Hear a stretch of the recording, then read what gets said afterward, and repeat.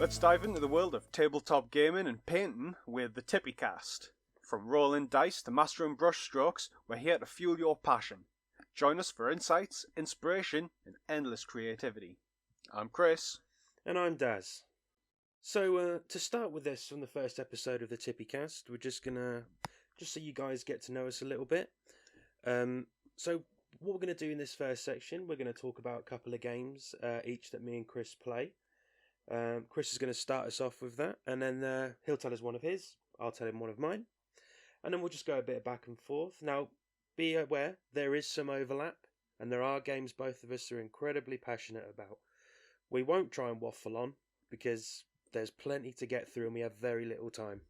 So I think, Chris, if I'm right in saying, you're going to be starting off with the Walking Dead All Out War. That's right, it's Walking Dead All Out War. It's by Mantic Games.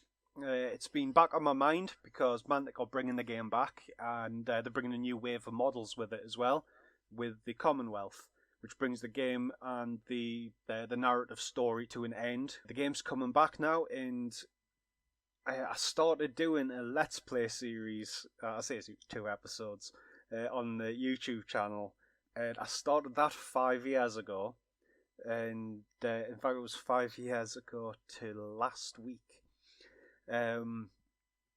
Absolutely mad how the time's flown by that. But the third scenario, I've tried recording it like 4 times. It's cursed, and I think I've got it worked out, because every time I've done it, something's went wrong with the recording. But I mean, that's never taken away from the game for us. One of the great things with the game is that the rule set is so easy to pick up and play. And I will just add in, if you don't mind, when I was at the Expo last year, the UK Games Expo in Birmingham, I did actually manage to get a couple of turns of All Out War that someone was playing at a demo game, and I agree with you, mate, it is very easy to pick up. Sorry, I feel like I had to interrupt there. So yeah, no worries. The characters have got 2 actions to take on the turn, and you choose between things like moving, shooting, make noise to lure some walkers, search for items, or try to lower the threat, because the threat level, once it starts rising, I mean, the game gets harder the higher the threat. There's 1 or 2 exceptions, but you can't repeat actions in the same turn. So if you wanted to move the 8-inch movement, that's a run action. You can't do 2 sneaks. And when you run, you create noise. And when you create noise, 1 walker within 10 inches of the end of that movement, or whatever action it is, moves 6 inches to that source of noise. But if you were to do something like shooting a gun, that creates mayhem, and then all the walkers within that 10-inch converge on that 1 point. So you can kind of be quite sneaky with how you're using that device.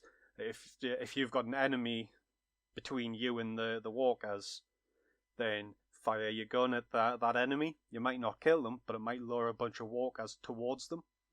And obviously, depending on where they're positioned, you might not take any of the walkers on. I mean, there is definitely a real sense of fear when you are playing the game, even as a miniatures game. You can start off with maybe, I think, like 8 walkers on the board there to start with. And very quickly, with different event cards that come into play, you start getting more and more walkers entering the battlefield.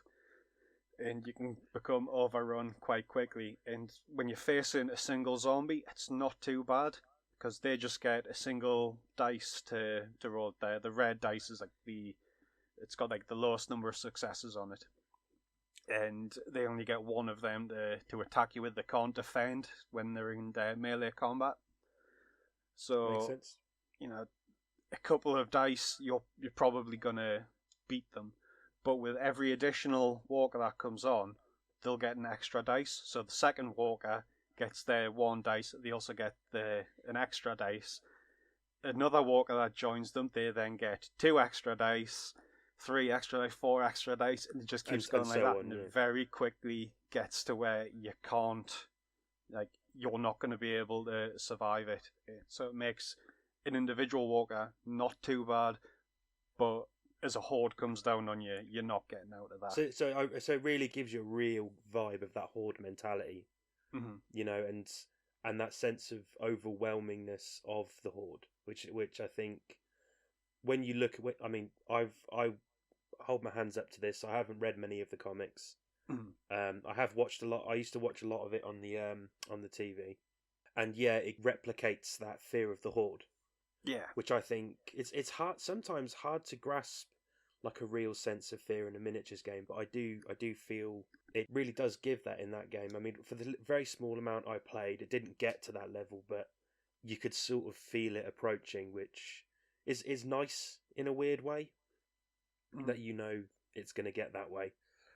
And it does make it feel more like a zombie survival game rather than a me versus you game, which I like that aspect of it. Yeah, I think a lot of the time with zombie games, you don't get that sort of threat from them. No, definitely not. Like Mantic's managed to make it where they've turned the zombie miniatures game, board game, whatever, into like something a lot. I don't want to say a lot deeper because like it's a very basic rule set, and I think like I don't say that to insult the rule set. It's a fantastic rule set.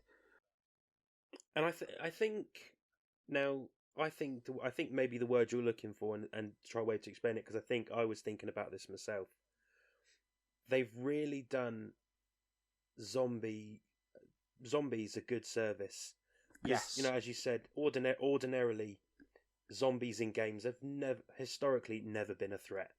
Mm-hmm. I remember I started playing Hero Quest, like that's where I got into it. Zombies never an issue, right?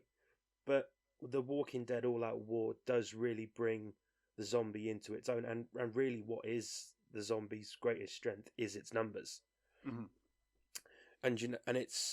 And also to the skilled player, and which I have seen, it's when you get two players who are playing against each other. Is the real skill I find is when you're trying to use the walkers as a weapon. Mm-hmm. Like you're doing that rather than trying to take them out yourself, and I think again it just adds that another level of depth to the gameplay. And to be fair, as you said, nothing ever wrong with simple rules, and I find the simpler, I'll be honest, I've got a very short attention span. I don't like long drawn out games. Mm-hmm. I like quick games, and I like games that I can pick up maybe the first game, and then I can sort of like, oh, okay, so that's why this, that's why that, and this and that. But when I did play it, it does very much feel that the zombies, after a certain period of time, start to become a character in their own right. Mm-hmm. Rather than, oh, this one walker, two walkers, okay, I can deal with that. 6 walkers, okay, I'm going to struggle now. And then it starts getting six to 10, walkers, 15. Yeah, then you start getting into 10, you go, no, I'm not dealing with that anymore. I mean, But I think they they've put a done limit on how many dice get rolled Mm. with the walkers, but I mean, a long time before that, you're in a lot of trouble. It's just like you're not gonna have very much of a chance. You've probably got like a 1% chance or something like that of surviving it. But I mean, you're not gonna survive it really. And I think doing them a service, that's definitely the words I was looking for, because it's just that is what zombies should be in the game. And I think the way that rule works and the way it works, as I said earlier, it really sort of puts across that fear, and it really puts across the peril that you then start to become in, which you would be in that, obviously in a real life situation, but it does bring that level of peril where, and let's be honest, in most miniature games, if you're playing more of like a small game, your character in some of your figures tend to be almost god level, I'll say with inverted commas, and there is no real sense of danger. Yeah. But I like in All Out War and the way that they've done it, and also it does bring it humanizes the characters you're using. You're not these super elite soldiers. You're not these giant guys in power armors. You're not superheroes. You're just everyday guys, and you're just trying to get by. And the peril of the Horde, it does bring that sort of. it does bring that sort of it does bring it across quite beautifully. And I'll be honest, I've seen some of the figures as well. Fantastic sculpts. Yeah, there's a video that I did on the YouTube channel where I'm looking at Chris, leader of the Hunters, and it's one of the resin models that Mantic did, because they did different boosters with resin pieces, whereas the boxed game stuff was plastics, and the plastics great detail as well, but the resin I think is quite possibly at the time one of the best resins I've ever used. You'd get things like wood grain on the boxes, and it was just perfect crisp. And I've seen other resin models that they don't quite have that crispness to them. And the beautiful sculpts, don't get us wrong, like other companies, other types of resin people are using, but these ones are just fantastically done. I mean, some of the Kingdom figures as well, especially the guys on horses, they're so dramatic, you know, and that's not something you generally see very much in like cavalry based figures. Yeah.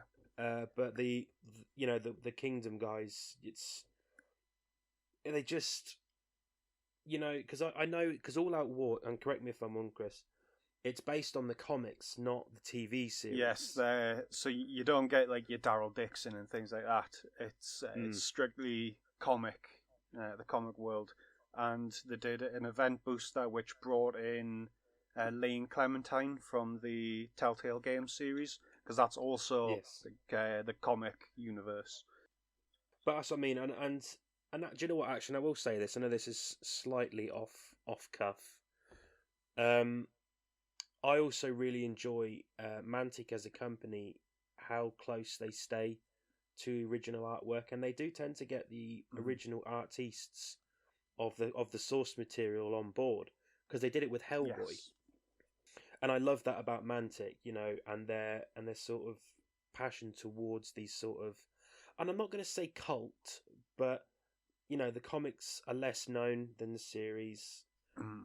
So, but it's more bringing that into light, and it's almost like they're scratching a specific itch for people. Yeah, it's like, you know? Recently they've been doing the Worms game. They had that on Kickstarter, and they were teasing that throughout last year. It's like, I mean, who remembers Worms? It's funny you should say that, because I saw again at the expo, because anybody who's anybody is at the expo. I saw him at the expo, and they had the giant worm thing, and oh mate, it was hilarious. I walked past it. Now, if anyone was at the UK Games Expo, and you saw someone walking around dressed as Cactus Jack, that was me. But I walked past it, and I had to take a minute, because I genuinely thought I was having a heat stroke dream, because I was like, I remember playing that on the PlayStation when I was, good lord, 10, 11. I remember playing it on the Amiga. Yeah, I remember. I even had it on the PC, I think, for a time. But I had by the by, Worms 3D on the PC. I got that like as soon as it came out.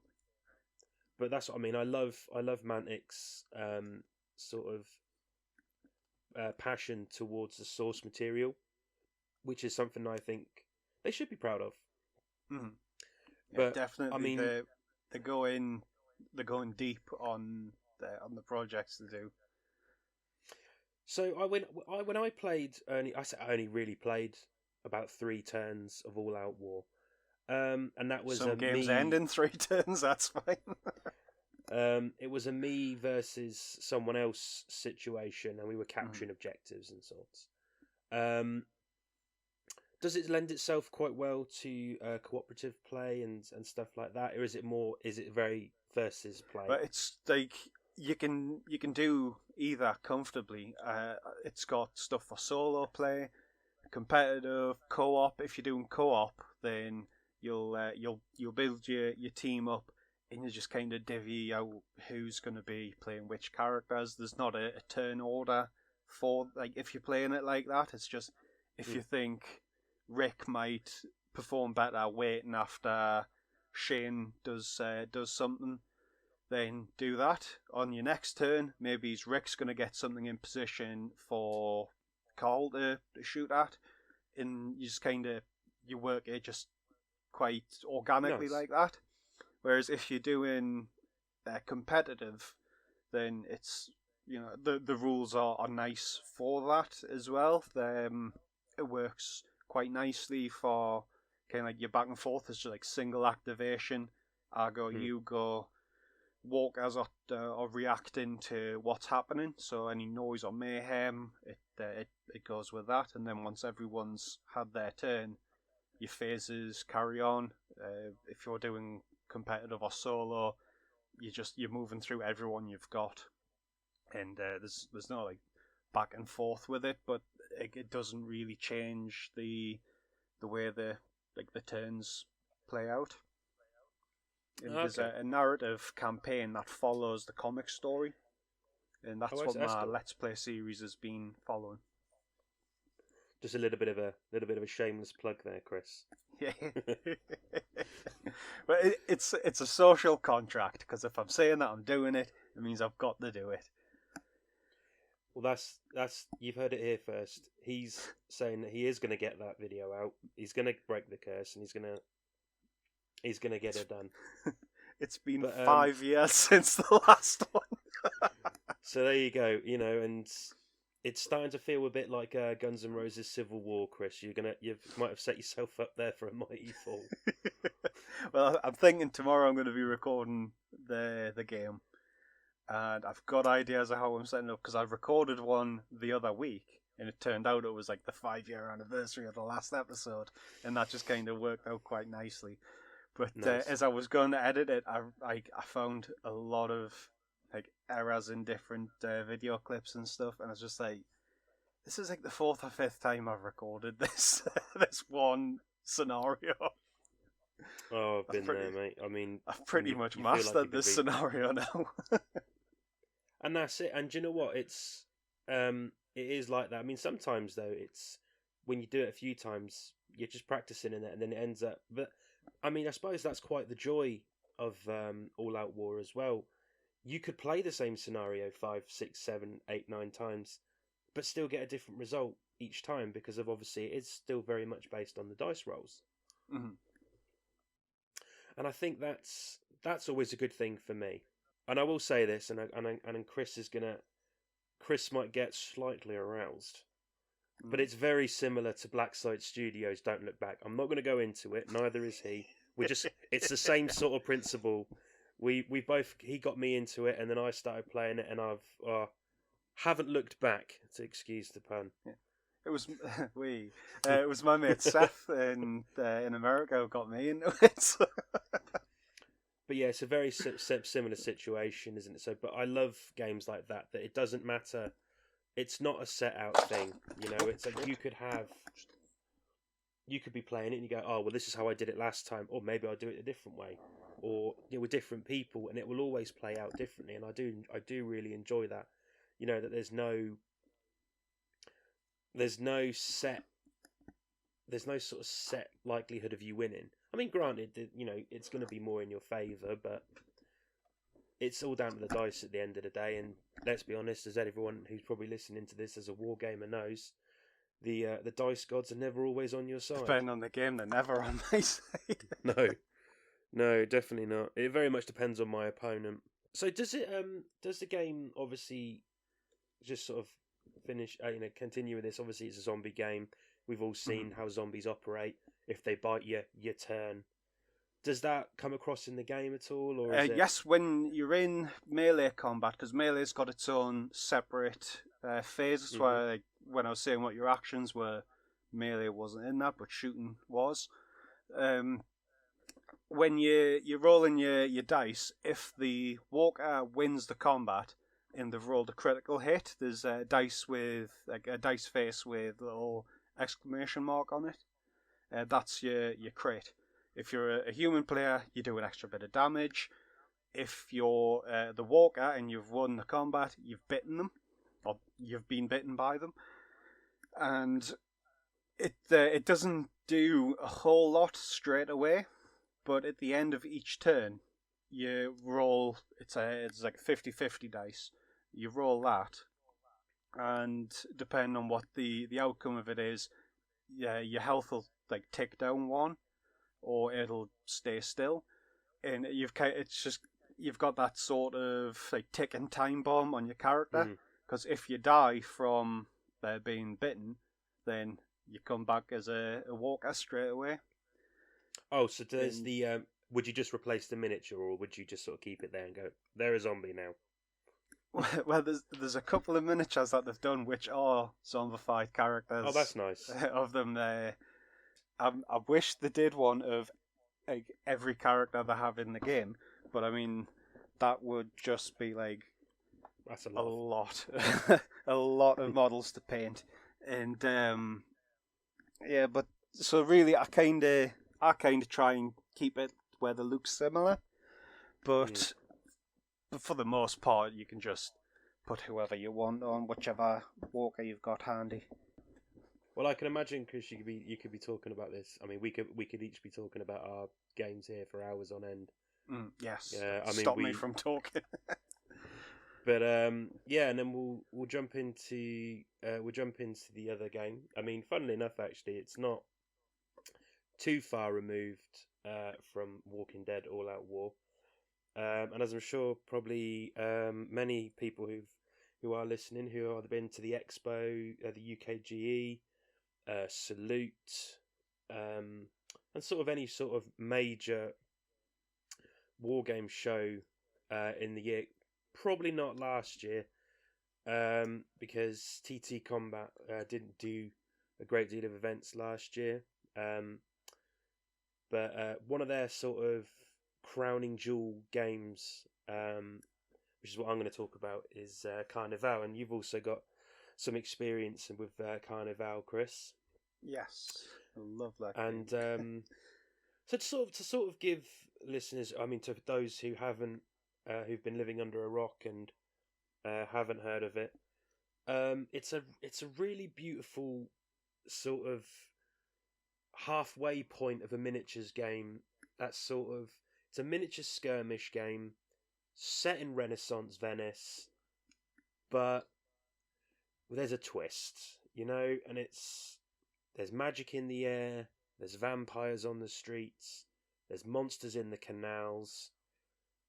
The church aren't as good as they are in, how well. I won't get into that, but it's a beautiful halfway game between a skirmish fight, but also there is an element of role playing in there, because obviously a lot of the characters are very unique, like heroes and leaders and such, and they'll all act differently, and there is a really narrative driven story to Carnival. The first rule book that they came out with TT. Now I will stress this. TT Combat bought Carnival off a Spanish company called Vesperon Games, along with a couple of other games that they had. And the first edition rulebook that they brought out in a 2-player starter set, and you could also buy it on its own. You can still buy it now on its own.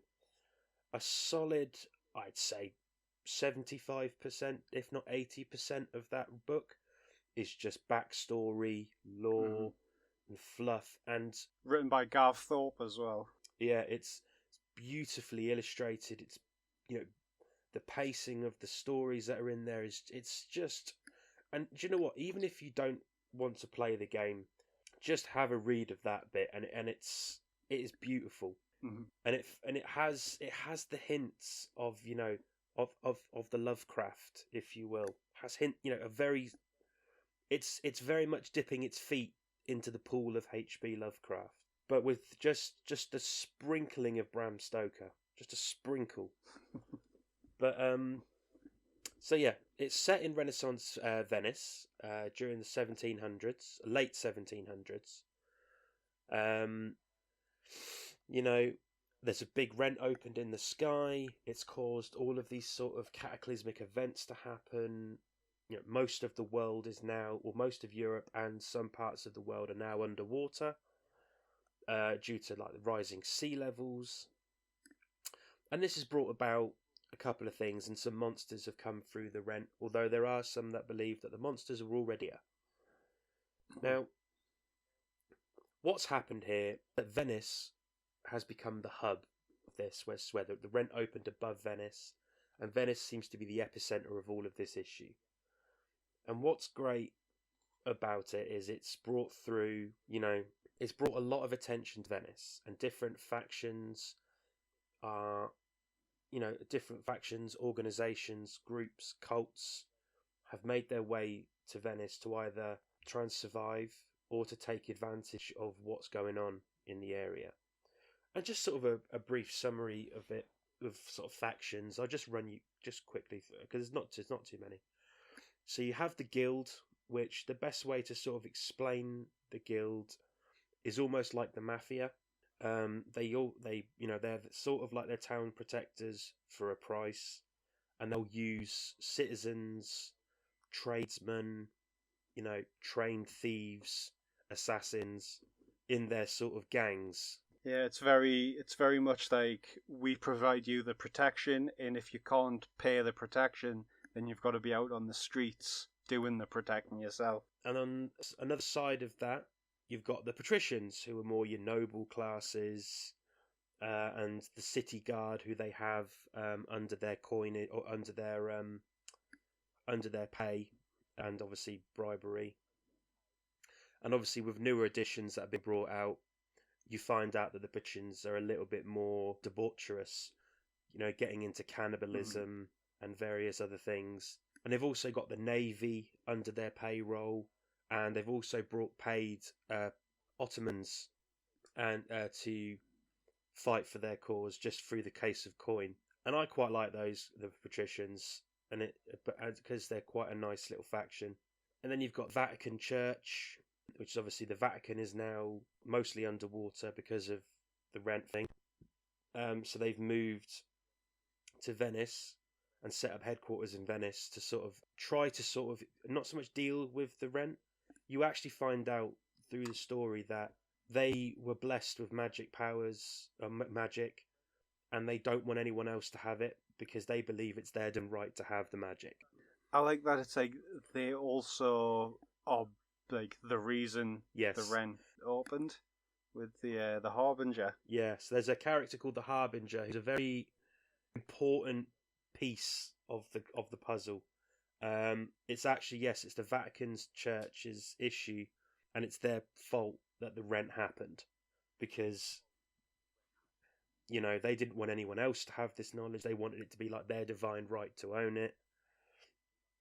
And it was a whole thing.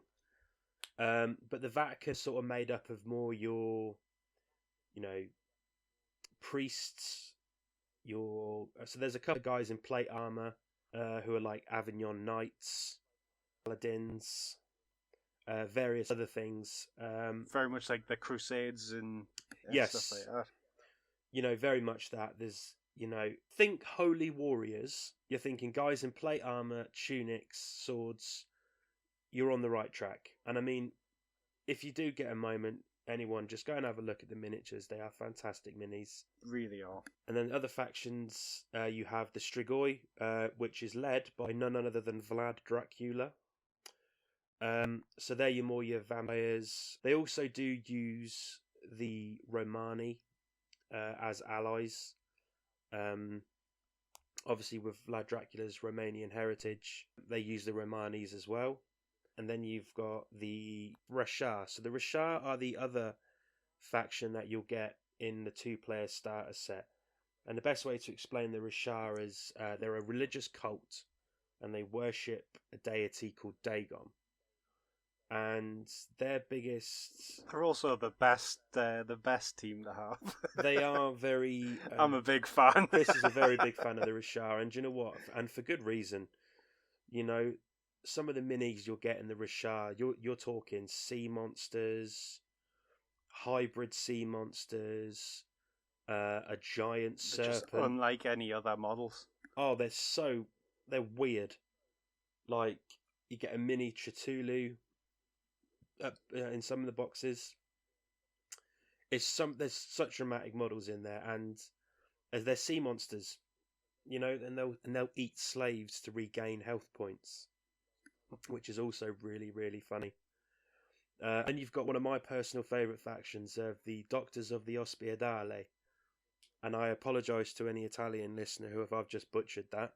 But one of the reason they're my favourite is it's so steampunk, and they've managed to create magic, and they create weapons that use magic, and they use mental patients and straitjackets as almost like magical batteries to create magic or to use their weapons, and it's very twisted, it's very weird, and they released recently a miniature that was called the Unholy Union.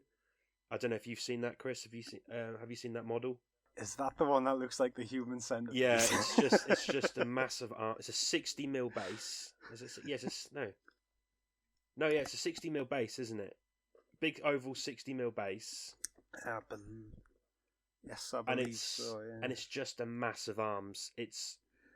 Think human centipede, but with more arms. And you know what? I've been down to Cornwall. I've been down to TT Combat headquarters. I've met some of the design team, and there was a lot of energy drinks and coffee kicking around. So one can only assume this is where those ideas have come from. But it's like, I love painting skin, but that model would be like, this is a test. My dad, funny enough, painted that one, and he basically said, I just had to do different skin tones just to break it up a little bit. Yeah. Who am I forgetting? The Gifted. Ah, yes, the Gifted. So the Gifted realistically aren't just a faction on their own. Yeah, they're very powerful as a faction, aren't they? Yes. They're not really aimed at being a faction. So you kind of more use them as like sellswords. They're more mercenaries. Like they'll use their powers that they've got or special abilities to help other gangs for a price. Because the Gifted are very much a force that it is a gang of individuals, whereas other factions, there will be that synergy between them, but the Gifted just have no synergy between them, and your model count will be really, really low. So if you're trying to do objective play, so difficult. But gameplay itself, again, this is what I love about Chris would agree with TT Combat. A lot of their games are geared up for out of the box play. The good example of this with Carnivale, there's two player starter boxes. You've got the Escape from San Canciano box. If you are looking at getting into Carnival and you don't want a large buy-in, sorry, you're going to get my TT agent spiel. As a buy-in for Carnivale, it's great because it's only £35. It's got, I believe, 8 models in it, and everything that's in that box, you can just play a game straight out of the box. There's no assembly required on those miniatures. I think they're unique models as well, aren't they? So the unique sculpts. Anyway. They're unique sculpts of characters that, except the lesser real, which is the tentacle mini Cthulhu thing, is only in that box. I love that model. It is very, very fun to play with. It's a great starter because everything you need's in that box to play, and there's no magic involved, and that takes an element out of that.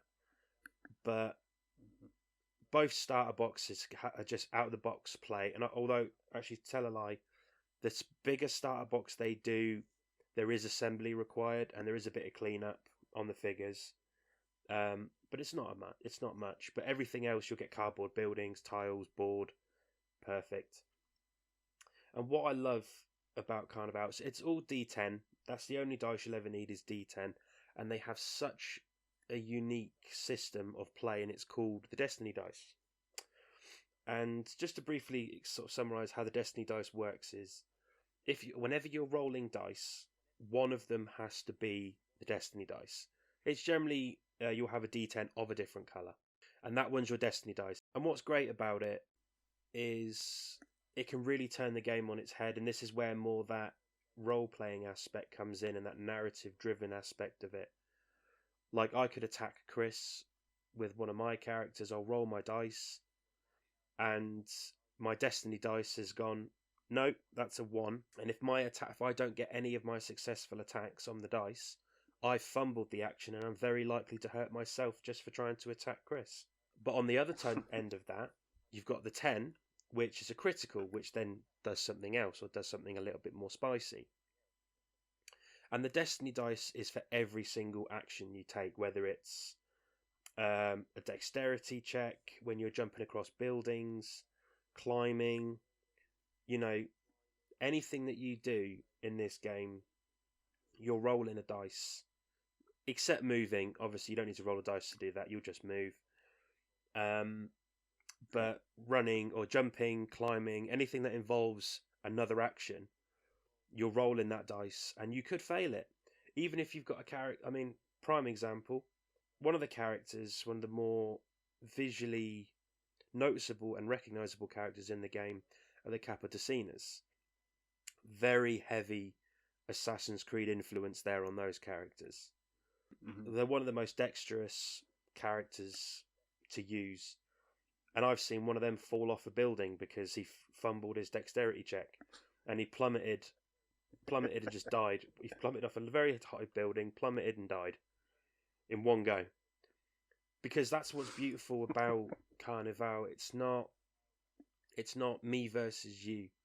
It's not just me and however many players are playing. If anything, the city of Venice that you create with the scenery that TT Combat supply for the same game in the Streets of Venice range, the canals, the street pieces, the bridges, the statues, they become an extra character in the game. And they're important to the game because Venice is they're famous for its canals. A third of the board, as a general rule, when you're setting up a board, a third of it is water. And you can drown people in the water, you can swim in the water, you can jump into the water to save yourself from falling off a building. And you've got the iconic gondolas as well. And you've got the gondolas, which, if used correctly, you can do a drive-by on a gondola. But the board itself and the scenery and the buildings are all just as important to the game as the faction that you take, and once you get that immersion into it, it becomes a whole world. And I'll hold my hands up to this, and I'm not afraid to admit this. Between me and my dad, we have all of the Carnivale miniatures. Not like all of a faction. We have every single miniature that TT Combat have made for Carnival. We own it. That's amazing. Granted, we being me and my dad both being TT agents, we do get rewards for helping out with what we do. But even the buildings, we've got so many of the buildings as well. I think we've got. Do you know what? Last time we checked, I reckon we got about a 10 by 10 board of just stuff.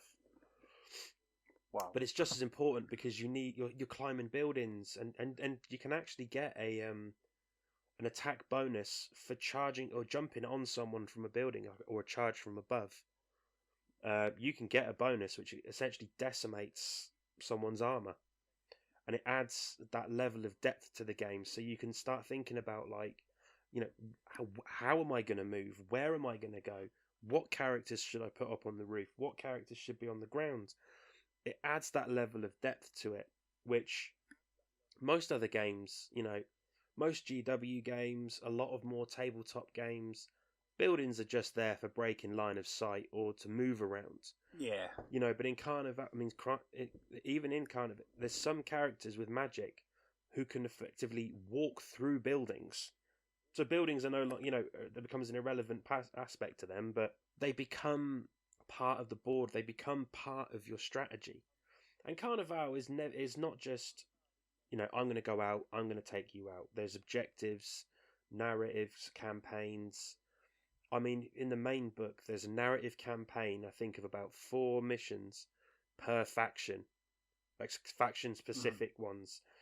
And it's really goes well. It really hammers into, like, if me and you were to play, and I was playing Rashar, and then you were playing your doctors, if we went through both of the campaigns for each of those things, they are very different campaigns. Like, your Rashar stuff really focuses on that cult aspect, and the doctors one is all about the learning how to harness the magic that they've got. And there's a great one with the fog. Yes, as it progresses along the board. Escape the Fog is a quite a favourite game. The idea is you can start thinking to yourself, well, do I just want to get to the other end of the board and escape, or should I try and throw someone else into the fog? Teaming that up with water as well, because that'll restrict, because water restricts movement, apart from for some of the Rashar things because of the water creatures. But your standard people, chuck them in the water, they're not moving very far. No, and if you're in plate armor, it can effectively drown you. You know, but it's such a beautiful game. The minis are fantastic. You know, TT Combat are very passionate about delivering a good game. And what I like as well is, you know, because Carnival's been going now for a long time under TT Combat's wing and under their flag now.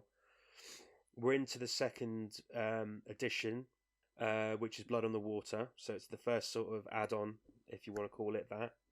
New campaigns, new rules, new equipment, and various other things, and new minis. And some people, you know, there was worries that the old minis were becoming obsolete. And what I love about TT Combat, they don't just do this for Carnival; they do it across the board of all of their games. Is whenever they update things and they update characters and character cards, it's not charged, because the way Carnival works is the cards and the information for that character is all online on their resources page and the Gang Builder app. They will always just give it out and that be it. Because no charge. Am I right in thinking the Vesperon era of Carnival, it was because you had the dog handlers and things like that with them. Yes. They didn't come out until more recently through TT Combat, but I think their information was always on the Gang Builder. It was, and the way having spoken to a lot of the devs at TT Combat, great bunch of guys, by the way. It was always the plan that they wanted to fulfill the Vesperon Games characters that they had, while also still trying to bring out new stuff. You know, and because obviously the Vesperon minis are a slightly smaller scale. I do actually have a Vesperon Games version of the Knight of Malta, which I've actually now put in a little vignette with a dragon I got from a TT Combat Kickstarter. But it's a smaller scale, and I think if I'm right in saying this, Chris, the scale of Carnival, I believe, is 32 mil. 32, yes. Yeah, so I think the Vesperon games were 28. 28 was the standard for quite a while, I think. But yeah, what I love about it is the dice are different, and it's not a massively competitive game. It's very much, I want to do this, but I'm not sure how it plays out. I'll just chat to the person I'm playing and go, well, what do you think? And they think, well, funnily enough, you know, I think that's how it should work. And then you can generally discuss a lot of the rules. It's not really fitted out too well to competitive play, because it's very narrative driven. The way I've always described Carnival to people who I've talked to about, it's it's a cinematic game rather than the competitive game.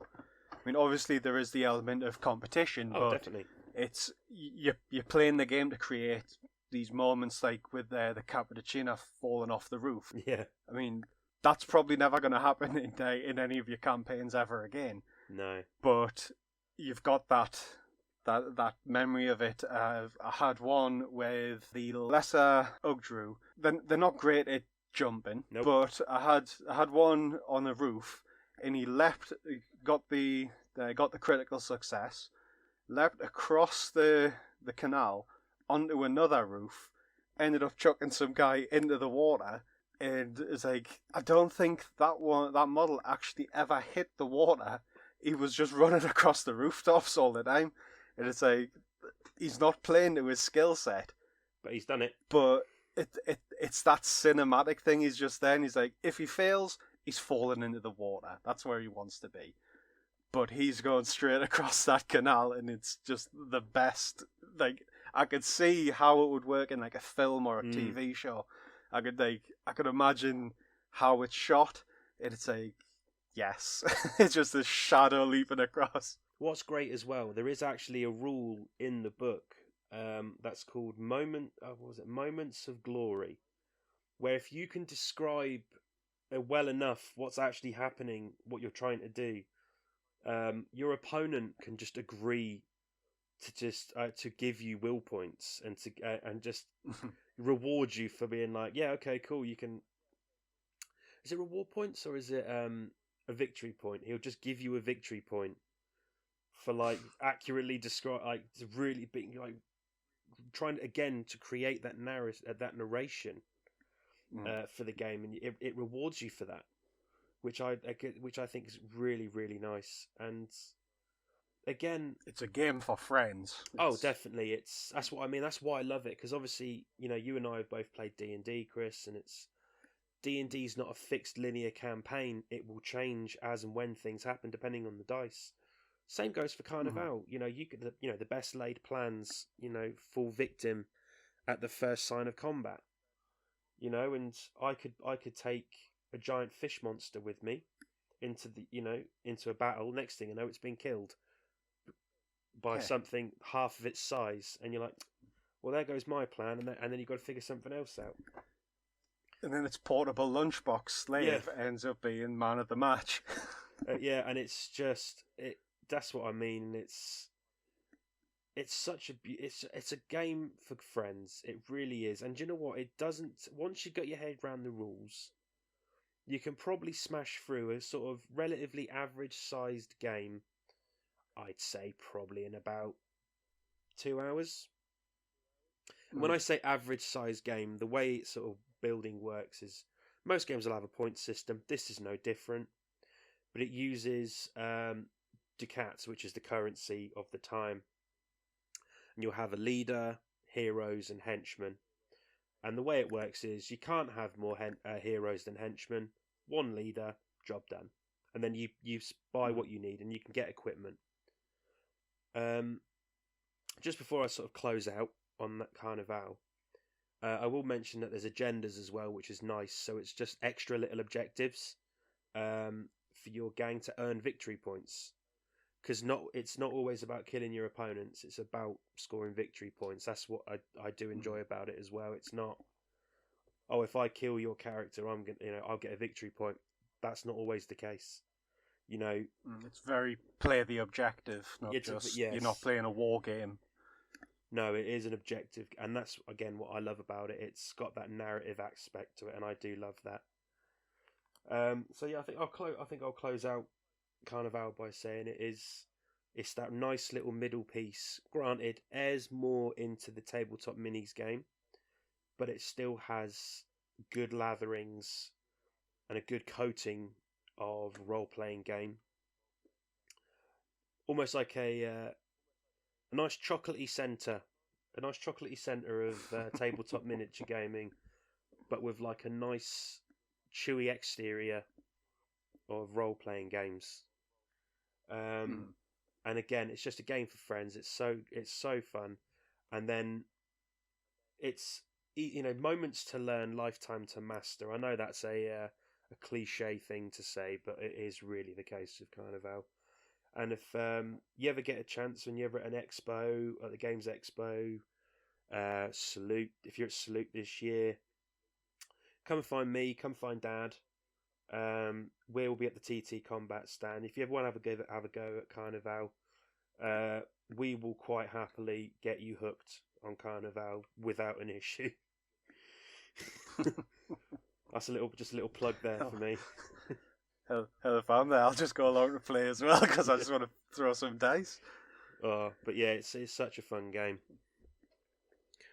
But yeah, I'm gonna close that down now for a bit, and I think we'll get into the last sort of game that we're going to talk about, and I think me and Chris will both really delve into this one because we've got a massive overlap on this, and I think it's one of those things that we should both sort of be talking about. It's not fair on Chris if I talk about it. It's not fair on me if Chris talks about it solely, because we are so both heavily invested in the next game that we are going to talk about, which is, Chris. It's TT Combat's greatest game ever made, and I don't say that lightly. Rumble Slam. I love Rumble Slam. And do you know what I do as well? That's what I'm doing when I'm at the events. That's the game I'm pushing. That's my wheelhouse of games. You know, that's what I do when I'm at the events. That's what I'm demoing. And you'll see me at the expos. I'm generally dressed as a wrestler. Charlotte Flair. This year at Salute. Sasha Banks. Which one is it this time?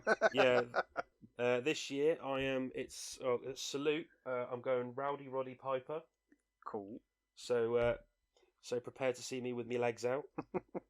And at Expo, I'm thinking, and then and at the Expo, I've purchased a Mankind mask. Nice. So so yes, Chris, Rumble Slam. Yes. I'll let you you jump in first with this, Chris, because I know you're chomping at the bit to talk about it. Okay, so let me take you back to the lazy, hazy days of 2019. Me and my brother, we had a comic shop business that we were doing, and I'd stepped away at this point, and I'd got a job flipping burgers at McDonald's. I get my first paycheck, and I think, you know what? I think I'm going to treat myself to a game.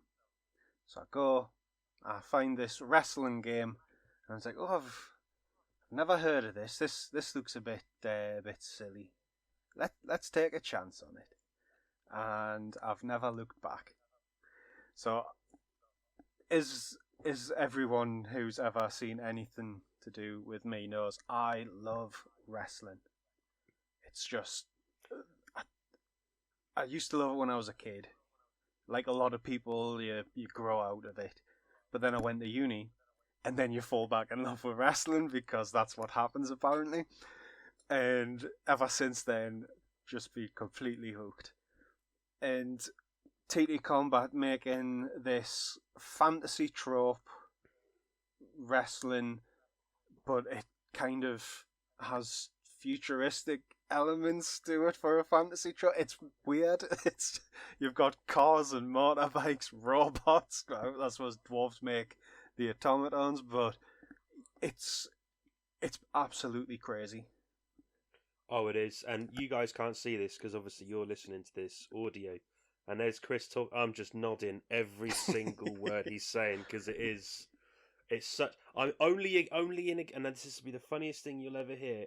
The only game in existence. Could I ever say this sentence, and other people who enjoy this game will just go, "I feel you, my man. Your jacked up unicorn knocked out my tree."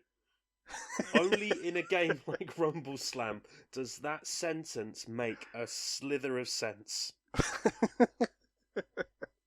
And Blood Angels and Tyranids have got nothing on this. I was like, "Oh man, your fairy has just like suplexed my orc." I'm sure it did. You tell that to people who've never played Rumble Slam, and they look at you just going, "Okay, are the men in the white coats meant to be coming soon, or do we need to call someone?" Well, now you can have your troll has just thrown my fish out of the ring.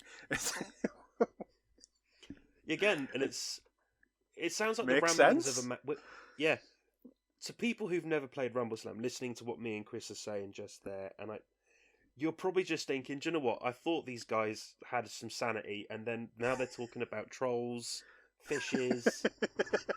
trees, unicorns, and when have they recorded this? When did they stop to take something? Do they need to take anything? Was that water in And Chris's bottle? what's that water that they're drinking? Yes, it is water that Chris is drinking. It's just that is how mental and humorous and perfect setting of a game that Rumble Slam is. Mm. It is exactly as the name suggests, and as Chris said, it is a fantasy wrestling game. There is no other game like it, and TT Combat built this game from the ground up. And as the story goes, as I've been told by the owner, is he walked into the game developer's office one day and says, "I would like a wrestling game," and then walked out. That was it. that is the birth of Rumble Slam. Is the owner just walking in and going, "I want a wrestling game," turned around, walked out, and then next thing you know, you've got Rumble Slam. So I think it's only fair that Chris sort of gets us going about. Hand. Oh, he is, and if you've ever met him, he is a really top bloke. Super passionate about the games that his company makes. Super passionate about customer service. They are a massive company. They're a really good company. But what I love about Rumble Slam as well is it's such a visually inviting game. Mm-hmm. And I say this as when I do the demos for TT Combat. Kids see it. They see the wrestling ring. They see the ropes. They see these colourful characters in like flamboyant costumes, and it's just so visually inviting. Mm-hmm. I don't think I've ever painted things in such bright colours in my life. Oh, it is very vibrant, and if you've ever wanted to see a skeleton in a mankini, this is the game for you. But it's so anyone who was at the expo last year, and I know I'm going to keep throwing that in there. I received a early test cut of the Rumble Slam Arena, which is now out for general release. It's a fantastic it's intimidating to paint. And it's intimidating to paint. My dad is semi-retired, but he's also incredibly gifted with electronics.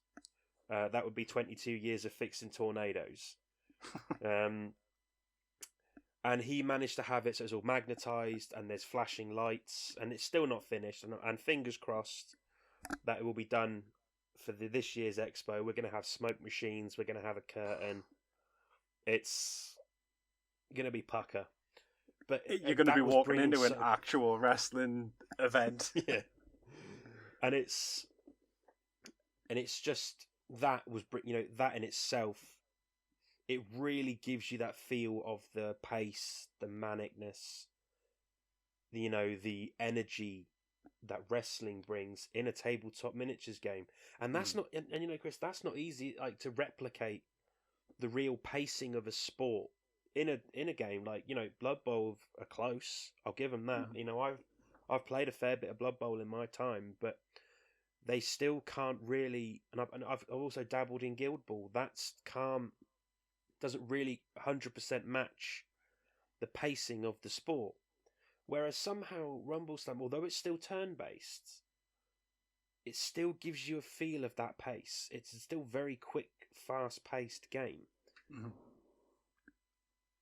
And not many miniature games are spectator-friendly, but I would argue that Rumble Slam is. Rumble Slam is, as a spectator, interesting to watch. I mean, there was a tournament last year at the expo, and there's going to be another one this year. Some people were just walking past, and they were sort of going, "Oh, what's that?" And they were watching it, and then the guys who were playing were explaining what was going on, and this person's like, "Oh," and it's just, and they were hooked watching it, mm-hmm. And we got so much kickback of people coming to the store, or coming to the stall at the expo, just talking about it, because we were watching this happen, and it's fast paced enough that you can just sit there and watch two people play it, even if you don't fully understand the rules, and it's even more entertaining when you do. When you see an orc wearing bright yellow lycra with a blonde mustache, and a dwarf in a really big cowboy hat, and it's like, I could watch this all day. Oh, you could, and the further you go down the rabbit hole, the more entertaining it gets. Mm-hmm. And it's not just here's what I do love about it as a game, and especially with some of the characters that are available. It's not just, you don't have to be massively into wrestling, because there's a lot of pop culture stuff in there as well. Mm-hmm. There's like Dragon Ball Z, Tenacious D. What else? Bit of Greek mythology. Yes. Star Wars is even mentioned in there. Yeah, I was just thinking, I was like, which one? And yes. Gobber is Gobber. the character. Oh, and you know, and Lord of the Rings. There's the fact that one is very obvious because the team is called the Lords of the Ring, and it's there's so, and there's even like Disney, they've been touched, is now receiving the Rumble Slam treatment with the mermaid Lenore. Mm-hmm.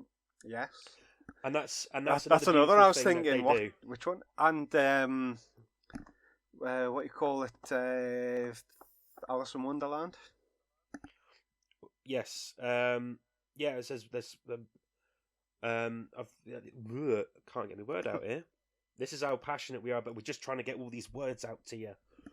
And there's just so many things in there that they, and their sense of humour on it as well is fantastic. Marvel, that's another one I'm going to put out there. That was it. Well. Yeah, Sorry. Marvel, that was it. But and that's my point, and it's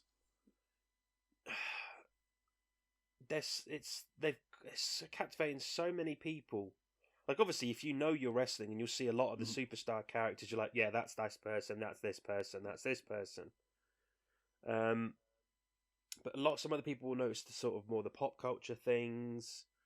But again, even if you don't know about it, and, you know, guys out there listening, it is always been and always will be, we have always been a hobby of the rule of cool. Mm-hmm. You know, and this game has that in spades. I mean, that's how I got into it. where was it? I was just flying through Whaling Games. I was just doing it. I was just going through Whaling Games, and do you know what? I accidentally clicked on it. I was looking for something else, and Rumble Slam was underneath the game I went to click on. And I clicked into it, and I looked at the figures, and I thought, what's this? And I had a look into it, and I saw some of the figures, and I was like, do you know what? And it just switched that little my wrestling fan brain on that it had been turned off for a long time, and then it just switched that back on, and I was like, yeah. And then I bought it, and then, yeah, that was it. I was hooked on it from ever since, and then it's such an amazing thing. And we're into the version 2 rulebook now. Again, really nice quality rulebook. And I know that seems like a very strange thing to say, and like a weird thing to get excited about, but I like a good quality rulebook. The layout of this, and to go back to Carnival as well, everything is so clear. Like your images to give you the examples of the rules and things, very clear, very easy to just, you look at, you know what section you're at, and it reads really well. It really does. And now, going from that, there was things that they'd brought out as add-ons for version 1, I'll call it, for less of a better word. They brought out an expansion for referees that also involves tripping and pinning. They've just now introduced tripping and pinning into the normal rules, and then the referees just add flavour. And a lot of the newer cards as well, because they've been updating the older cards for like a new style of them to keep it all kind of looking the same. And your newer characters, especially, they have things that impact things like pinning. So for something like a rule that you might not have really ever used if you are playing from day one, there, because obviously it wasn't in that rule book. Now it's made its way into the game to become more of a wrestling thing, because originally it was your Royal Rumble Battle Royale sort of over the top rope eliminations only, and it's only just improved it. I still think that is how most of my eliminations take place, but sometimes pinning is just the best option, because characters who can't throw very far, you might be stuck in the middle of the ring. That's going to be an extra turn to get to the edges, to get within range. It really has changed the game. It really did. And I think anyone getting into Rumble Slam now, especially with those version 2 rules, it is a more thematic game now than it was in its infancy because of that. And what's great about it as well is I've always found there's two kinds of people who are buying Rumble Slam at these events, or who are playing it, demoing it, is parents who wants their kid to get into a miniatures war game, but doesn't want to overwhelm them with a large tabletop game, finicky miniatures that they're probably not going to be too interested in, and that needs a simple rule set. And Rumble Slam's rule set is as simple as they come, right? Definitely. You've either move or you're attacking someone. That's about it. And what dice you've got to roll is very clearly stated. You've got 4 stats that you're going off of. All your dice shown on the card. You've got your abilities, and if it needs a little bit of big rule clarification, it's written on the card. Yeah, and that's what I mean, and it's that sort of simplicity which I think a lot of parents, and I say this as a parent myself. I've got 2 kids. I've got a 10-year-old and an 8-year-old. It's more the 8-year-old who plays these games, and she loves playing Rumble Slam because of the colourfulness and the humour of the characters. She finds it quite simple, so wants to get her head around the rules and how it works. So the board itself is a 10 by 10 square, or 10 by 10 square ring with ropes surrounding squared it. Circle. There's the old squared circle. It's really good, and so there's no measuring involved. Kids can count it easy enough. And I found the second kind of person who buys into Rumble Slam is someone who likes wrestling, but also wants a nice little game to play at the end of a game night. Because you can, once you've got your head around the rules of Rumble Slam, you can smash through what we call an average game, which is $1 million dosh, which is the points system. It's usually like about 5 models or something, $1 million. Yeah, about five. Basically, what you would buy in a team box. That's $1 million dosh generally. And you want, once you've got your head around the rules, I'm ploughing through a game in about, I'd say, 80 minutes, 70 minutes. Probably about an hour.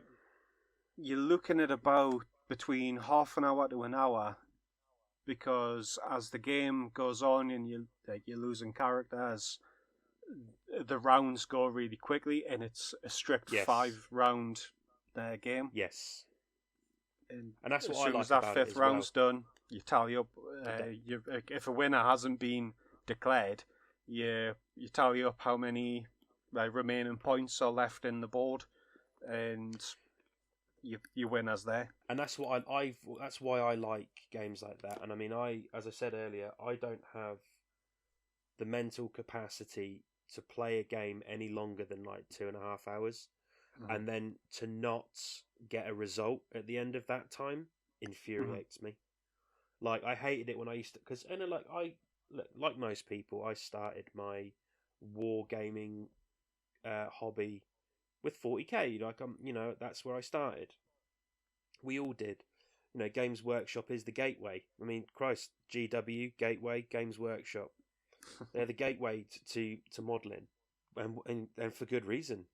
But I hated it because I would play a game and I'd be there with guys, and like you'd get to a point where you've been playing 3-4 hours, my brain's starting to fizzle, and there's no definitive result when it's like, oh, but if I did this, I would have done this, and then it's, what would be the point of us even playing the game now? Because we could just play it all in our head, and I didn't need to spend like 150 quid on these miniatures. But that's what I do love about Rumble Slam. It's fast paced. The rules are easy to learn. I think actually TT Combat as a whole, rules are very much moments to learn, lifetime to master. I think that might well be a slogan they should probably take up, and if they do coin it, I will take some commission. But I like games like that, where I can explain the rules and I can explain how it works. And it's like, when that's how you got to say it. Like when I'm demoing it to kids, they go, "Oh, so what have you got to do?" It's wrestling, mate. Yeah. It's like just win. I Put on a show. I don't know how else to explain. Yeah. So the base core of me and Chris are going for hours about Rumble Slam. I mean, we have done it occasionally. Have gone into hours just talking about it. We probably spend more time talking about it than we have playing it. Yeah, and that's because of how quickly a game of Rumble Slam is. That is because of that. So Rumble Slam, you get given a set amount of money. You hire a team of rookies or superstars to fight. Then you fight, and then whoever's left at the end is your winner. And that's it. That's in its base essence. That is Rumble Slam. Yeah. And the most people you can have playing on that board at any given time, most I've played is 5. So we had 4 teams and a ref. So the ref can be played in 2 ways. He's either a player on his own, or he acts independently to a point. Yeah. So at the end of the round, you'll roll a dice, and whoever gets the highest number on that dice controls the ref for that turn. Yeah, the closest to an AI on it is the referee, and that's just determining who. And it's the ref can be quite funny. I've got a story I'll get into after. But I mean, other than that, I mean, for add-ons, you've got the Back Alley Brawl, which I'm going to do a little shameless plug here for Chris, because I know he was going to say it, but I feel like I want to tell him because this is genuine, and this is how I actually found out, and how I met Chris. It's kind of why I wanted to say it. I was looking at building my own ring for Rumble Slam, and then I found this video that Chris has on his channel. And honestly, if you do like Rumble Slam, and do you know, even if you just like board making, just give it a watch. Chris made a Back Alley Brawl ring for the Back Alley Brawl add-on for TT Combat's Rumble Slam, which takes Rumble Slam, involves things like cars, motorcycles, vending machines, bins. Very fantasy. And adds a whole new. Yeah, and it adds a whole new game mechanics. There's two game modes, isn't it? In that it adds 2 or 4. So No, it's either. So it adds extra game modes. I think there's 3. One of them doesn't involve the weapons. Yeah. So basically, do go and watch Chris's video. I'm sure he might put a link to the video in the description of this. So please do go and watch Put it. links to every video I've mentioned as well. But it adds a whole new twist to Rumble Slam. It makes it a little bit more violent than it already is. And then a more recent add-on was the tables, ladders, and chests. Now, that starts bringing height into the equation. Yes. And gets you a lot more aerial anything that can be done in wrestling, one way or another, can be done in Rumble Slam. There's plenty of people. One of my good friends, Ben Collins, he has written a lot of extra rules for Rumble Slam for things like coffin matches, cage matches, Royal Rumble rules. He's written a lot of those sort of, and he's also done league rules as well, like campaign rules. So if you are listening, Ben, cheers. There's a one I want to make. I've mentioned it before in, I don't think it was the TT community post, because I was in there a few times, but it's one of the cat characters, my hero, one of the superstars, and I kind of gave a little extra fluff to his background. And it's like he trained in the shifting sands rings of the Diamond Oasis, and I always wanted to do some rules for that. So as you like at the end of each turn, or well, I guess at the end of each round, you'd like roll, and basically everyone moves like X number of spaces in a certain direction. So if you hit the ropes, you stay at the ropes, everything's coming towards you.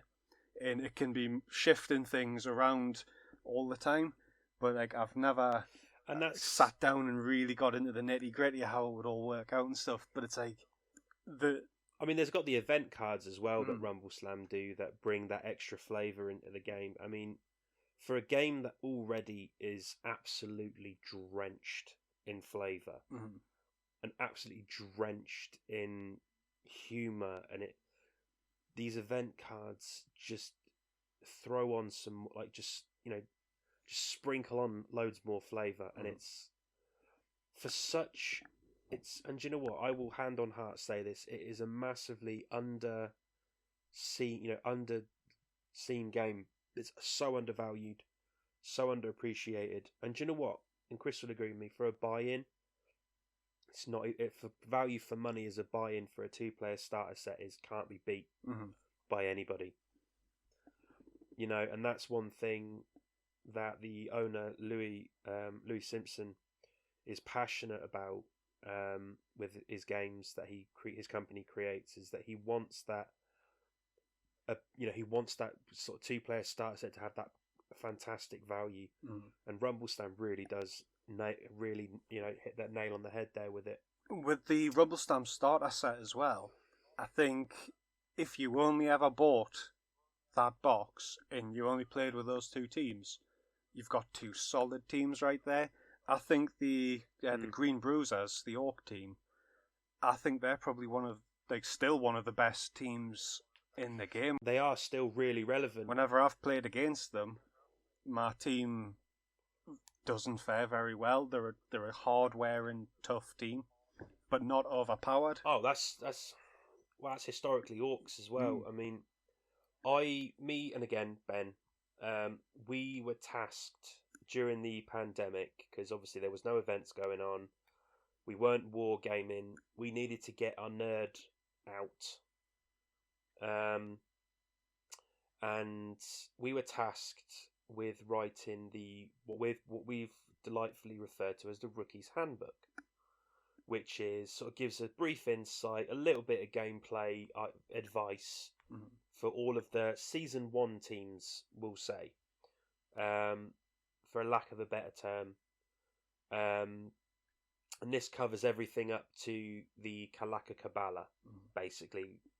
Everything else that came out after that, we've considered like Season 2. The heavy pounders and the green bruisers, the reason they're in that 2-player starter box is they haven't got a lot of complicated rules, and they're so easy to build around. I mean, I think we'll probably we'll do a little bit more of a game focus, probably in a later episode, Chris, I think, because otherwise we'll be here all night. But I think, in a later episode, me and Chris are going to go into a little bit more, game focuses of games that we both play, and it might be one episode, it might be more me, more Chris, just depending on the game. But there will be definitely in the future, it's very likely the next episode, that we'll be doing a game focus on Rumble Slam to really get our teeth into it. So do watch out for that. And if we've said anything that that's tickled you, we'll happily talk your ear off about it. The story that I was going to tell with the about the referee. Yeah. So I'd went down to Leeds. I used to live down there when I went to uni, and a lot of my friends are still there. So I took Rumble Slam with us, and we're having a game. I was playing as the Carnivale. The Masked Mayhem. Yes. Reference team, yes. The Masked Mayhem. And I forget which team my mate Mike was playing, but we had the Death Ref. He was like the Grim Reaper. Yes, he's one of my favourites. And Big Punch, the big guy for the Masked Mayhem team, he was absolutely cracking skulls. He was the main threat for Mike. And I was controlling the ref all the way through, and it was fantastic. But it's like his ability where he can like either massively buff or hugely debuff people never really took off. But the one time that Mike got control of the ref, Big Punch was stood right there. And it's like, right, does the check, and it buffs him. It made an already very tough guy even tougher, and we just burst out laughing. And that's Rumble Slam, mate. If you ain't having a good time, you ain't playing it right. And it's that was one thing that I said I was trying to move us away, but you've made me pull out one last little point. Even on a competitive stage, which we brought last year and bringing it back this year. Even when people were losing, they were still having the best time of their life. Just being around other people, playing this game, everyone's having a good laugh, and that is. I've won very few games of Rumble Slam, and I've never had a bad game of Rumble Slam. And I will 100% agree with you there, mate. I've won lost some, but every single game, I've thoroughly enjoyed, and it is such a beautiful game. So, I think, Chris, it's about time we brush off the desks, get the brushes out of the way, get the trimmings off. What have you got on the table, Chris? Well, at the minute, I've been painting the Reef Ragers, which is for Rumble Slam. It's the Pieces of D8 Casino, which I believe is one of the latest ones. Well, outside of the Kickstarter, it's the latest casino. It's like a pirate and nautical themed casino, and it's got a couple of merfolk, a couple of fish, and a hermit crab. And I've also got the Petty Fight Menagerie, which is the latest team. Yes, which look amazing, by the way. Pretty damn cool, and the superstars for them as well. I've still got those to build. I'll probably wait until I've painted a few more models before I get these ones built up. And like I mentioned before, I'm also getting back into playing a bit of The Walking Dead and getting that next episode done. Nice. What about you, Daz? Well, funnily enough, I also have some Rumble Slam on the table. I've just got halfway through painting my gnolls from the most recent TT Combat Kickstarter with the mountain, the junk. What was it? The scrapyard scrappers, something like junkyard scrappers, something like that. I believe that's it. Yeah. With their superstar, and I also have Mr. Sock and Sir Hugh Mann also on Rumble Slam being painted. They're all those two are very much nearly done. And I'm also I've got some bolt action. I've got some bolt action on the table as well. I am a Winter Soviets collector of bolt action. So that I've got a bit of that on the table. I've got a tank that's half painted. And what else? There was something else. Oh yes, the dragon that I mentioned earlier. that is in a constant state of me being painting it. It's so to put it into perspective, it's quite a large model. So I'm trying to sort of get through it.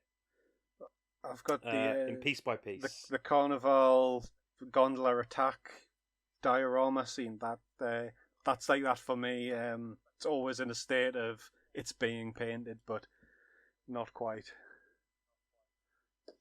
But yeah, it's. I just I'm one of these. I'm not like. So Chris obviously does a lot more painting than I do.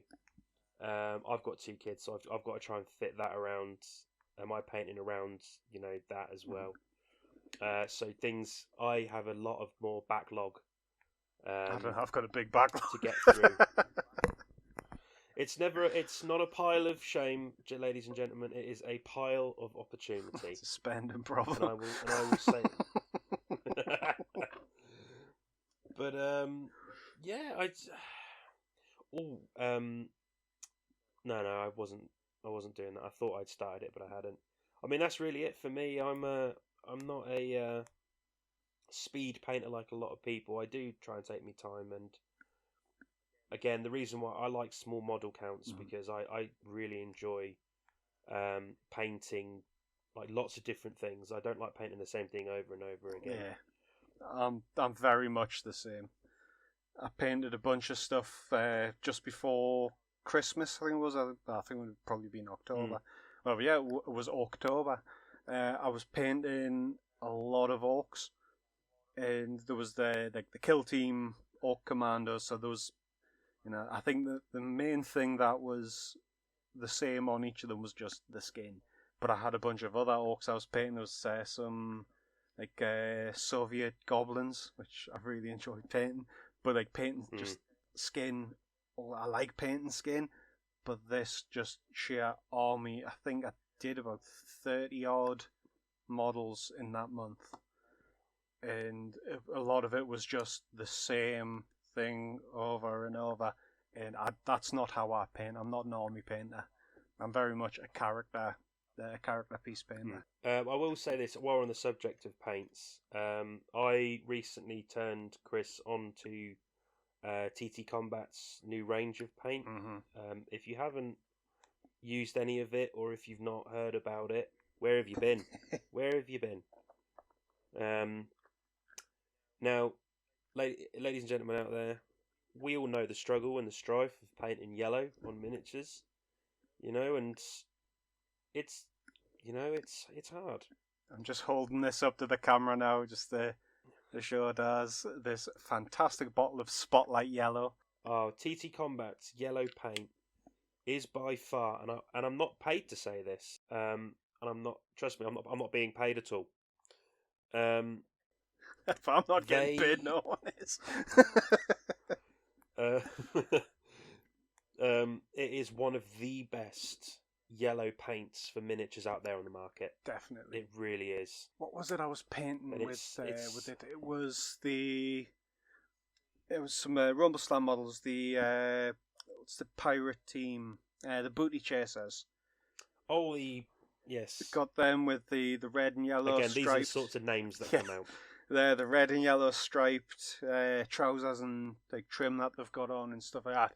I used Spotlight Yellow, and the coverage of that was unbelievable. Usually, I'm one of those people that when it comes to painting yellow, you paint it pink, and did not have to do that at all with this one. I think it would have went over a grey primer and 2 coats. Like the second coat was just to make sure everything was nice and smooth. But I mean, the coverage of it was incredible. Best yellow I've used. It is. I mean, I'd say with it being a new paint line that has come out, I think that's nicely set up our last sort of section here, if you want to call it that. New and shiny. New and shiny. So this is a sort of section that we're gonna call it. We're keeping the name New and Shiny. We both really like that. New and Shiny is a good name. And New and Shiny is each episode we're gonna sort of we're gonna sort of talk about something that we know is coming out, or potentially there's rumours about. We'll try and keep it more things that have been confirmed rather than, oh, I've heard this. Will also say as well, I am sworn to secrecy with a lot of TT Combat stuff. There are things that they've told me in confidence. As a member of the TT family, I'm a TT agent. It's kind of what I do.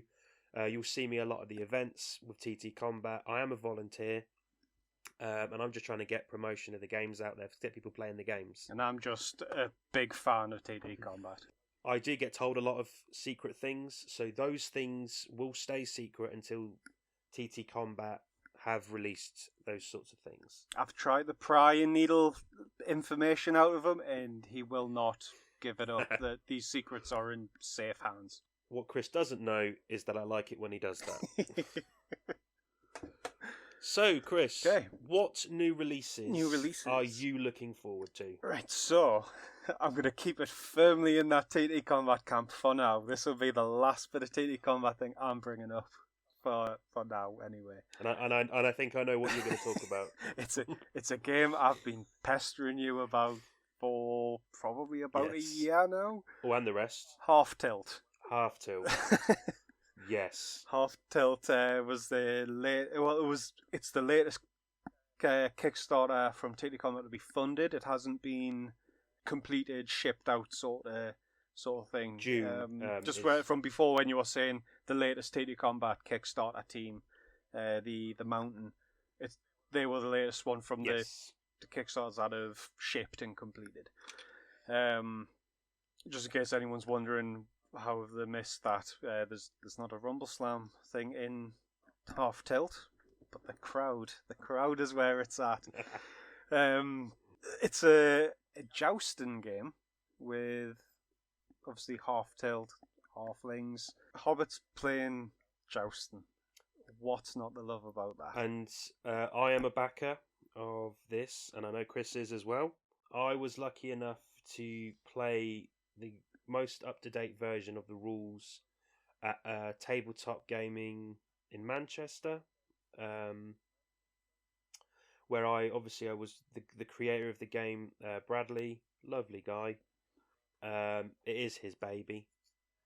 I got to play it. Now, I know there's probably a few of you out there as seasoned as well as myself and Chris, that Games Workshop did for a long time ago have Full Tilt, and then they stopped doing it, and then now TT Combat brought out Half Tilt. The rules are different enough. They're very different. I've looked at both rules, and the rules for Half Tilt a lot more.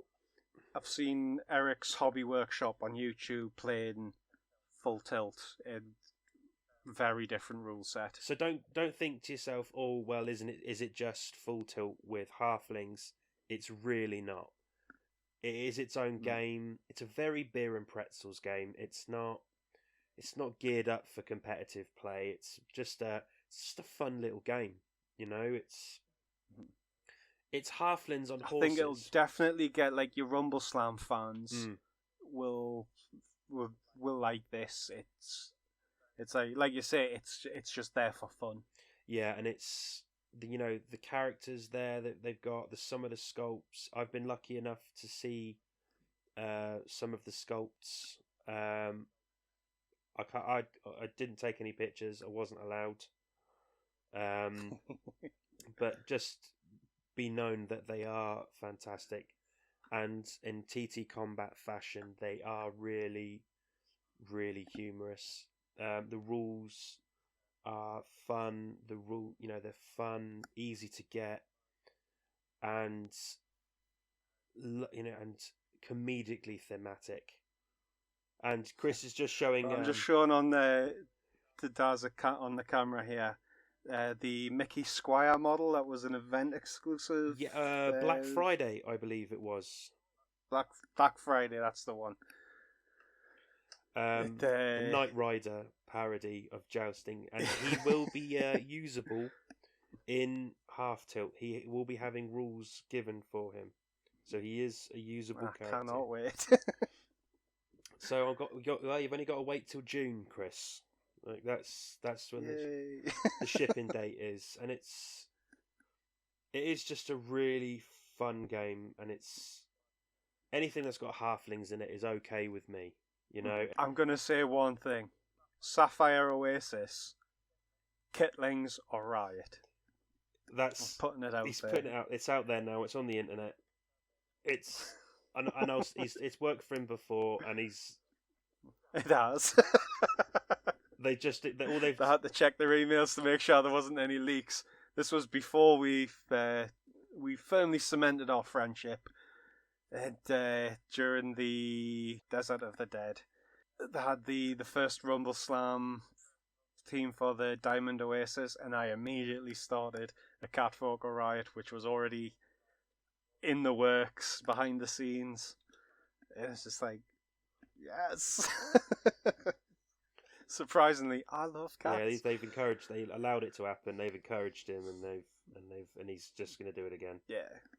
So what else? I think that's about all really for Half Tilt at the moment. I mean, if you haven't backed it already, the campaign has ended. As of what date are we on now? Yes, it's been over now for a while. 24th Feb. But yes, it probably will be coming to, from what I've heard, from my reputable sources, if anything, from the horse's mouth.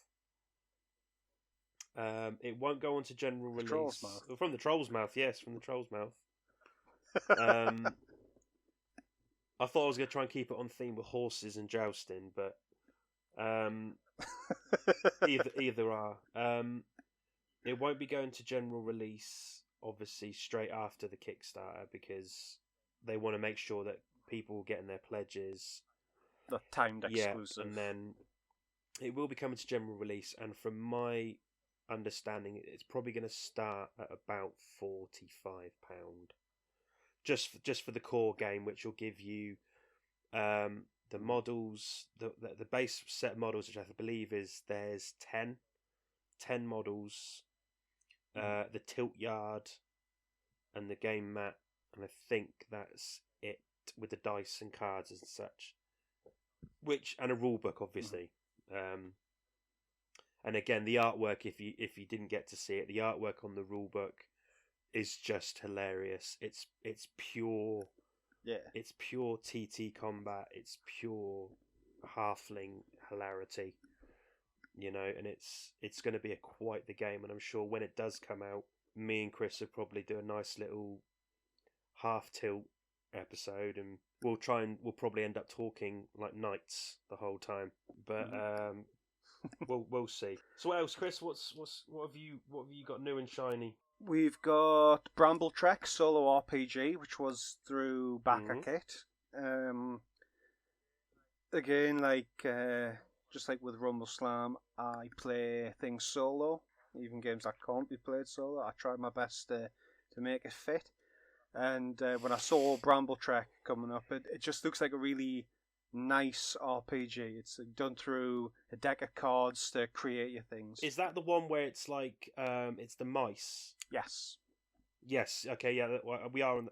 When you said about it, I think I remember you telling me about it, and I did look into it. It did look really quite cutesy. I thought it would look quite nice. So from like what they've shown on the video for it, it's you've got your deck of cards that's creating your events, and it's done through almost like journaling your character's adventure based on these cards, and they're saying it's a very mindful play experience. So I immediately went in with that, and I'm looking forward to that. I've not written down for some reason when it's due to come out, but it's a few months away. 8th of March. 8th of March. No, 8th of March is the Fallout decks for Magic the Gathering. For Magic the Gathering, yeah. And I misread. Now, contrary to popular belief, we're not just doing this off the cuff. We did know what we were going to talk about. Chris sent me an email, and I have just grossly misread that. Yes, that's partially down to my formatting. I forgot to separate that.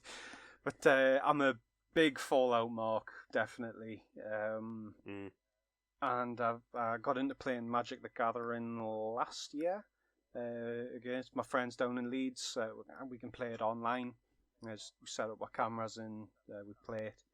So it's good. I can have a bit of time with friends that aren't there. They go on around us, which is always a bonus.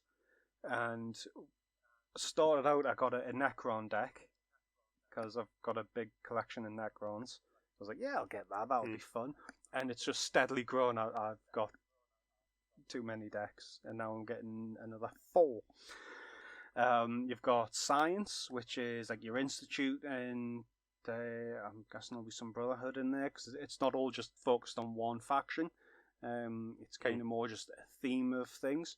You've got the Scrappy Survivors, which you've got your dog meat in there, and I think Preston Garvey will be in that one as well. There's Mutant Menace, which has I'm guessing your Super Mutants and Frank Horrigan from Fallout 2. He's like an Enclave Super Mutant. And the best thing is the Mothman.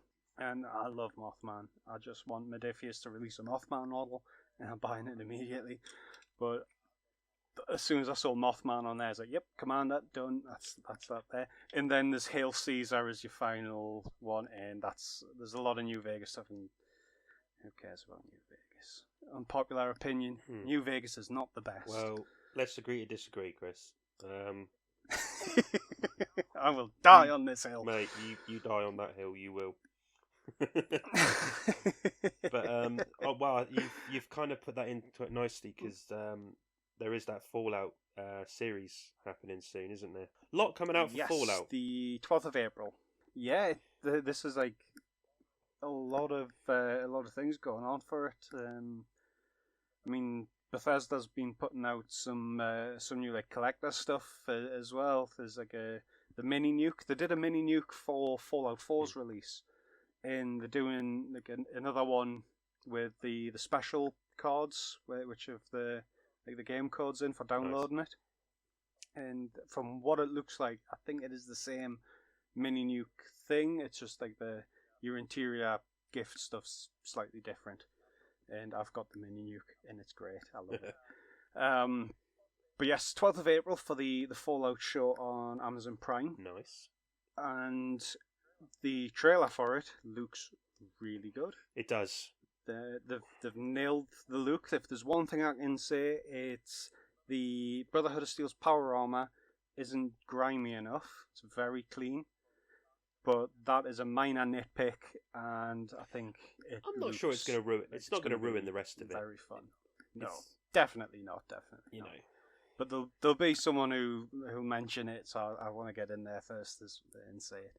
But I think as well for the Modiphius models, this is going to be a really good one for doing some like conversions and just like ideas for painting like the survivors and things like that.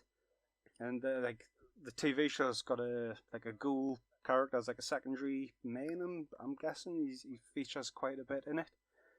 And I think if someone gets like a blank card and creates a profile for him, he'd be very simple to make an actual model for. Just kit bash a bit of green stuff, and I'm looking forward to seeing how this TV show kind of helps in with a lot of the hobby side of it. Oh, it definitely will. I mean, I would be disappointed if in these episodes that at least not once every single episode is that you'll have them coming up to you. Some character will appear and go that from the Minutemen saying, "Oh, there's a settlement that needs your help." Like every episode, then that's how I know that they've really listened to the community. But definitely, if they do it like a Monster of the Week thing like that would be really good. But definitely, it will do like what X-Files did, where you've got the major arc and story, and then you've got standalone ones. But definitely, it will help the hobbying aspect of it as well, because, and I mean, look, I know it's going to sort of feel like a tedious link, but Mephidius Games also do the Call to Arms, which is the Skyrim miniatures, and I've played a couple of that. I can't justify the cost of it. Like, I wouldn't, you know what I mean? I don't play enough of it. beautiful figures, beautiful miniatures, Definitely. and so are the Fallout ones. But I just don't play enough to justify the cost of it. But definitely, it will get more people potentially who are already in a hobby may come over to it and then find it, and it's going to help. It's anything that helps the hobby. I am 100% for, like, with, especially like Henry Cavill has really helped our hobby. I've accepted him as king of the nerds. He's brought our hobby into a less nerdy state. Yeah, when you've got a guy who's built like him painting custodies, it's like it gets eyes on it. And yeah, and it's only good for the hobby, and I think, and one of the things I really love about our hobby, and I will sort of say this, before we sort of say goodbye, it's a very supportive hobby.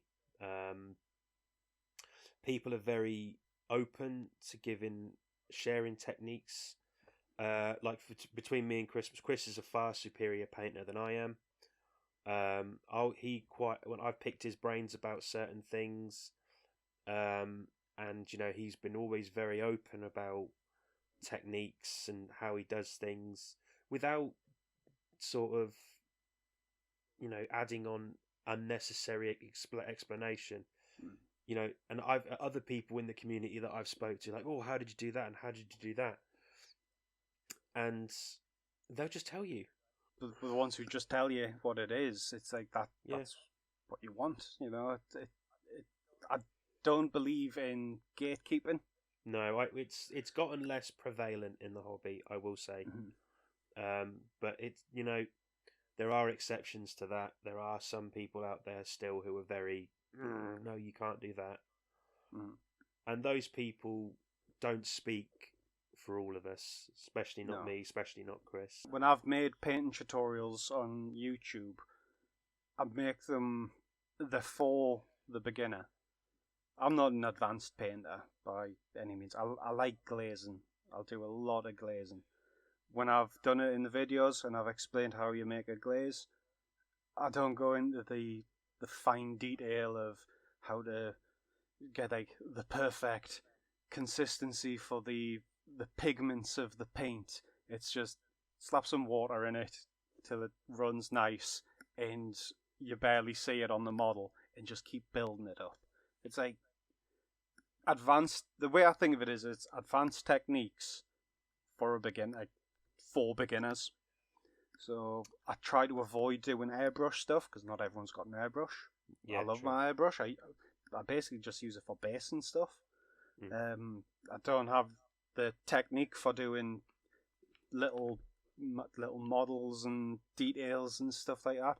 I use it. It's just a basic thing. I'll use it on scenery, but in my videos, I'll not use it on there. I did the Carnival building, one of the buildings one of the buildings from the Streets of Venice range. And get the words out. I just use a brush. It's a makeup brush I got from Wilco's, R.I.P. And it's just basically just dry brushing that I do on it, and it gets a good result. It's near enough what you get from an airbrush. I don't think gatekeeping is really welcome in painting. No, definitely because let's be honest, painting is the main part of this hobby. You can want to play the games, you're probably going to spend more time painting the model.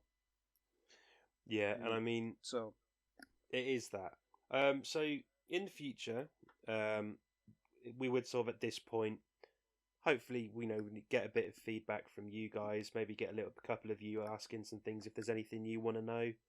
I'm sure between me and Chris, we can sort of, if you've, there's some areas. I mean, even Chris has said that there's some areas that I do that I'm. If you need to do any colour blends, this guy knows how to do colour blending. I am very good at it. I'm not good at many things, Chris, but denim is another one I'm very good at. But so if there's anything you guys sort of want to ask me, Chris, like any painting advice, If you're just getting started, maybe you're a seasoned pro. Even if you want to share any sort of painting technique that you've in your travels, you've sort of like done, and no one else seems to be doing, and you think it helps, let us know, and we'll have a chat about it. Hopefully, in future episodes, I don't think they're going to be as long as they are now. We were just sort of trying to give you a nice, good meaty hunk of me and Chris. What we're Definitely about. introduces you to what we're about. Kind of get our personalities and our passion for this over, and I definitely think we're well on the way to doing that. So I think it's a thanks for me, thanks for Chris, and thank you definitely so much, honestly, guys, for joining us on this little trip that me and Chris are taking on the Tippy Cast.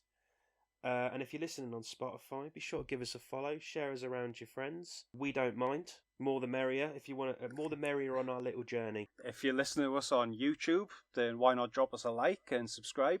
And Wayne, with any thoughts that you've got on what we've mentioned, if we've missed something, or maybe you've got something for us to look at for the next episode, just drop it in the comments below.